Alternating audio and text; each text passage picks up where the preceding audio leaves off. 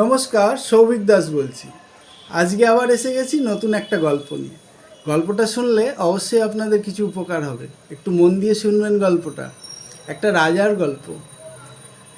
তো একটা রাজ্য ছিল, সেই রাজ্যটার পাশে একটা ভয়ঙ্কর নদী বয়ে যেত এবং রাজার একটা রাজকন্যা ছিল। রাজা ঠিক করলো যে রাজকন্যার বিয়ে দিতে হবে।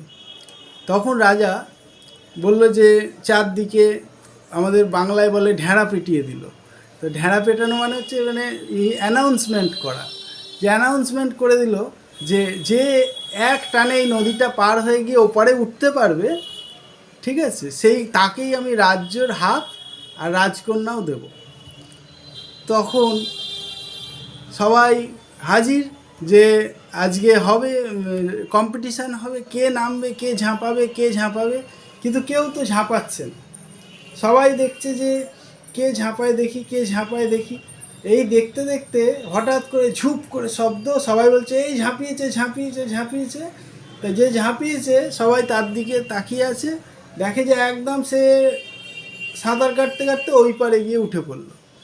সবাই তো তাকে ঘাড়ে করে নিয়ে এসে একদম হইচই কাণ্ড যে রাজা হয়ে গেছে, হ্যাঁ, এবং রাজকন্যাও পেয়ে গেছে। তখন দুই বন্ধু আর কি গেছিলো এই কম্পিটিশানটা দেখতে, রামু আর শামু। তা রামু দেখছে যে শামু হঠাৎ করে নেই, এবং ওপারে দেখছে শামু তখন সবাই কাঁধে তুলে তখন তাকে নাচছে, যে রাজা রাজা করে নাচছে। তখন আস্তে আস্তে শামুকে গিয়ে জিজ্ঞাসা করছে রামু যে ভাই, তুই তো সবচেয়ে ভীতু, তুই ঝাঁপালি কী করে? বলে আর বলিস না, আমি কি ঝাঁপিয়েছিলাম, কে ঠেলে ফেলে দেওয়ার পরে আর কি করব, আমাকে তো ওপারে গিয়ে উঠতে হলো। তা এখন তো রাজকন্যা আর রাজ্য দুই পেলাম, ঠিক আছে। তো কে ঠেলেছিল জানি না, কিন্তু ঠেলার ফলে উপকারই হয়েছে।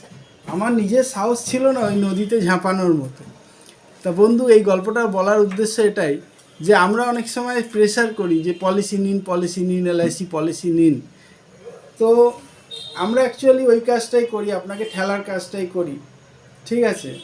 ঠেললে হয়তো আপনার একটা বড় ফান্ড তৈরি হয়ে যাবে, যেটা বক্তব্য হচ্ছে রাজা হতে পারবেন প্লাস রাজকন্যাও পাবেন।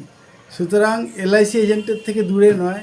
তারা কি বলতে চাইছে মন দিয়ে শুনুন। অনেক সুন্দর সুন্দর প্ল্যান এসে গেছে, ছোট ছোট প্ল্যান আছে, যেগুলো কিনলে আপনারই ভবিষ্যতে উপকার হবে। Thank you. ভালো লাগলে শেয়ার করতে ভুলবেন না, আর আমাকে ফলো করবেন রেগুলার নতুন নতুন গল্পের জন্য। টাটা।